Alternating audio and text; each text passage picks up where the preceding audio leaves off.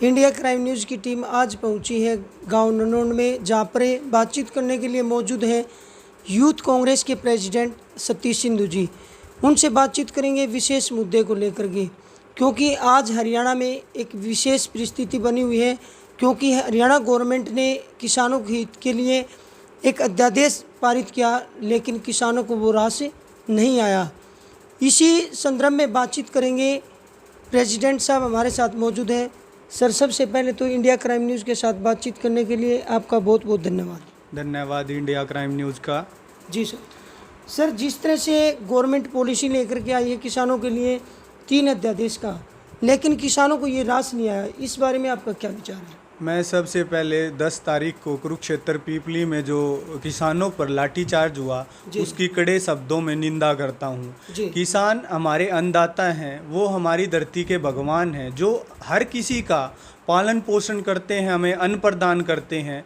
अगर वो अपने किसी हक के लिए मांग उठाते हैं या सरकार से उसके बारे में पूछना चाहते हैं तो उनको उनके ऊपर लाठीचार्ज करना बहुत ही गलत घिनौना कर्तव्य सरकार ने किया है। और सरकार जो ये 3 अध्यादेश जो लेकर आई है, जिसमें एमएसपी शामिल नहीं है, वो उसका विरोध कर रहे हैं। अगर सरकार की मंशा ठीक है, अगर सरकार वास्तव में किसान हितैषी है, अगर वास्तव में वो किसानों की मदद करना चाहती है और किसान को ऊपर उठाना चाहती है, तो वो किसानों के सामने खुल करके उस बात को रखे कि ऐसा इस अध्यादेश में कुछ नहीं है। लेकिन सरकार टोटली किसानों को गुमराह कर रही है, उनको बहका रही है, और ये पूरी तरह से किसान को भी जो पूंजीपति हैं, बड़े बड़े उद्योगपति हैं, उनके हाथों में समर्पित कर देना चाहती है। लेकिन मैं एक और बात आपको बताना चाहूँगा आपके माध्यम से कि जब जब किसानों ने आंदोलन किया है, चाहे वो मुख्यमंत्री चौधरी देवीलाल हों, चाहे बंसीलाल हों, चाहे भजनलाल हों, तब किसान आंदोलन हुआ है, हर बार उस मुख्यमंत्री को सरकार से हाथ धोना पड़ा है। उस पार्टी की सत्ता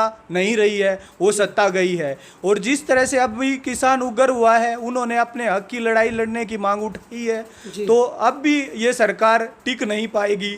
और जो मैं ऐसा सोचता हूँ कि जो किसान हैं वो बिल्कुल एक अपनी जायज़ मांग रख रहे हैं, उनको अधिकार है, संविधान ने अधिकार दिया है, और उनको ऐसे रोकना या लाठीचार्ज करना गलत था। जी सर, दुष्यंत चौटाला और जो पार्टी बीजेपी के जो कार्यकर्ता हैं, जो नेता, वो कहते हैं कि ये कांग्रेस की चाल है, ये किसानों का जो है आंदोलन नहीं है, ये कांग्रेस के जो कार्यकर्ता है उनकी ये चाल बताई जा रही है। ये बिल्कुल एक झूठा प्रोपगंडा है, ऐसा कुछ नहीं है। किसान केवल कांग्रेस का, बीजेपी का या जेजेपी का नहीं है। किसान किसान है, किसान पूरे देश का पालन पोषण करता है, पूरे देश के लिए अन्न पैदा करता है, पूरे देश का पेट भरता है।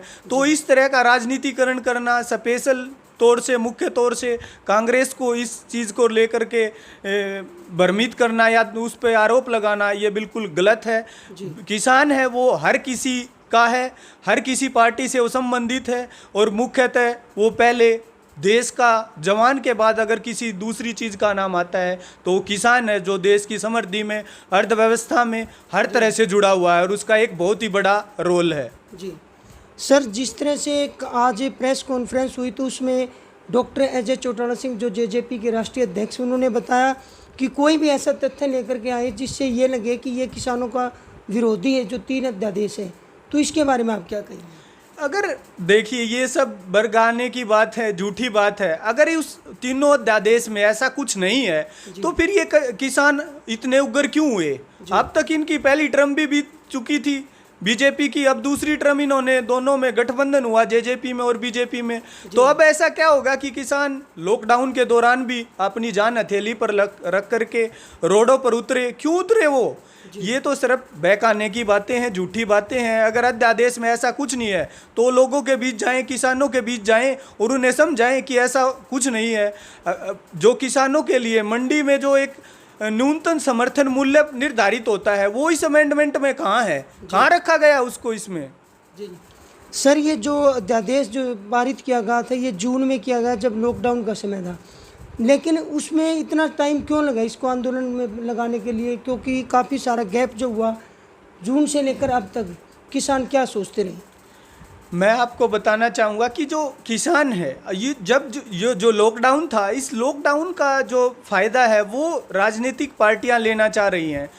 लॉकडाउन के दौरान सब कुछ बैन कर दिया गया और लॉकडाउन के अंदर ही ये अध्यादेश लेकर आना उनकी जो मंशा है उस पर शंका जाहिर करता है। अगर उनकी मंशा साफ है तो वो पार्लियामेंट में इस पर चर्चा करें और बताएं कि हम इस तरह किसान को ऊपर उठाना चाहते हैं, लेकिन ऐसा नहीं है। वो केवल किसानों को भी पूंजीपतियों के हवाले करना चाहते हैं, इससे अलग कुछ नहीं है। अगर ऐसा है तो वो बताएं, समझाएं किसानों को और स्पष्टीकरण दें क्यों लॉकडाउन का फ़ायदा उठा करके और सीधा ये अध्यादेश लेकर आ रहे हैं। जी, अब हमारे साथ बातचीत करने के लिए कुछ युवा साथी, उनसे बातचीत करने के लिए कोशिश करते हैं कि किसानों के हित के लिए क्या ये अध्यादेश ठीक है या गलत है, उनकी राय जानने की कोशिश करते हैं।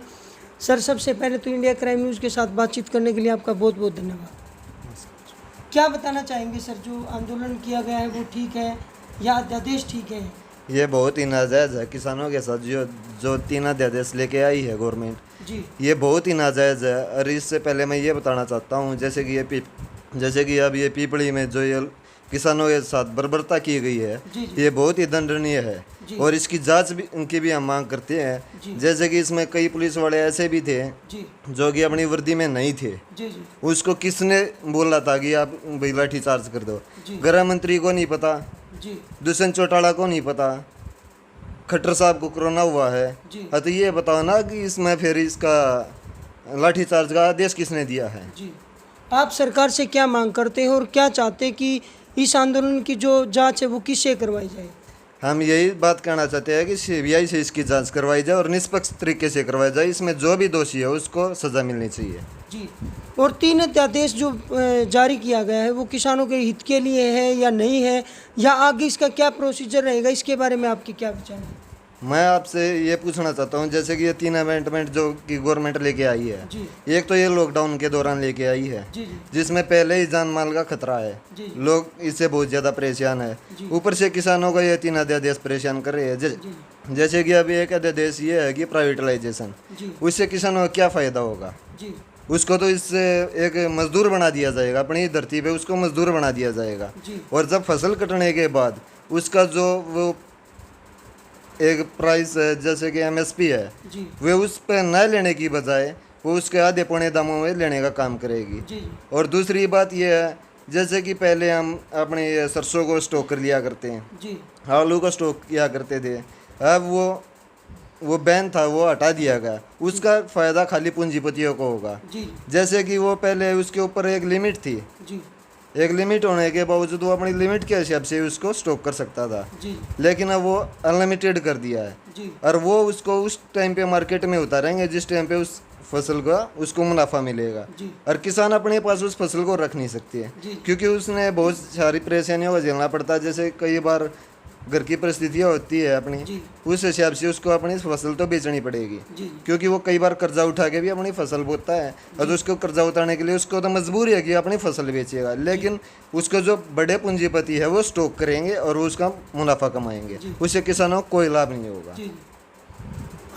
आपका जो कहना है वो ये है कि टोटली जो है वो इस किसानों को नुकसान है? हाँ जी, बिल्कुल। तो ये थे कांग्रेस के यूथ प्रेसिडेंट सतीश सिंधु और युवा साथी भी उनके साथ मौजूद थे जिन्होंने इसका घोर विरोध किया है और ये चाहते हैं कि इस अमेंडमेंट को यहीं रोका जाए और किसानों के हित के लिए जो बात है वो सरकार करे और किसानों के हित के लिए जो अच्छी चीज़ें हैं, जो प्लान है वो सामने लेकर के आए। इंडिया क्राइम न्यूज़ के साथ कैमरामैन सुनील पांचाल के साथ रमेश मलिक। जय हिंद, जय भारत। इंडिया क्राइम न्यूज़, जुल्म के खिलाफ जंग। आप देख रहे हैं इंडिया क्राइम न्यूज़, देश का अपना हिंदी न्यूज़ चैनल।